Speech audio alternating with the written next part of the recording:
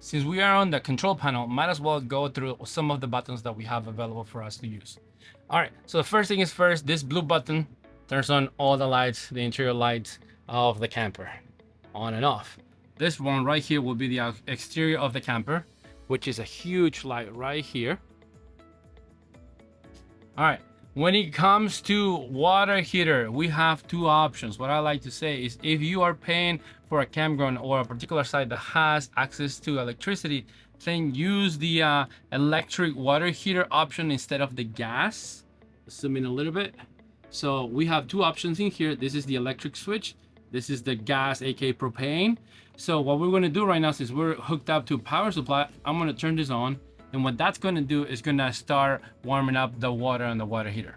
If in the event you were boondocking and there's no access to electricity, then you will turn this on and this will turn on your water heater. Mind you, in order for us to use that, we would have to go outside and open the propane tank. All right, if you are dry camping as well and there's no access to water, what we want to do is put some water onto the tank, into the freshwater tank, and then turn on your pump. So when we are using the pump, what that means is taking the water out of the tank and having it available for you for the shower, the sinks, and so on. We don't need that right now because we are hooked up to a campground. So we don't need to use the gas and the water pump for most of the times other than the electric water heater. So let's get that going. We can get some hot water in this campground.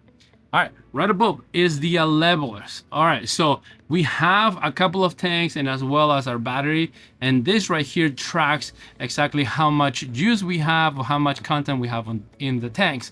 So for example, the battery needs to be full all the time. That tells you that we have a good battery. As you can see, we have a few tanks in here. And if I was to press any of them, like the fresh one, it says it's empty because we don't have any water in there. Right now, we are hooked up to the campground. Of course, you have your black and your gray tanks. It's a very simple tool to use and to be able to determine whether you have water into your tanks or not. Now, mind you, gray one is the only one that we have, and that is synced to the kitchen faucet, as well as the shower, and as well as the sink in the bathroom. And the black tank is, of course, just the toilet. Okay, so these are your tanks. If you are gonna be dumping the tanks yourself, make sure you come back over here and watch your levelers.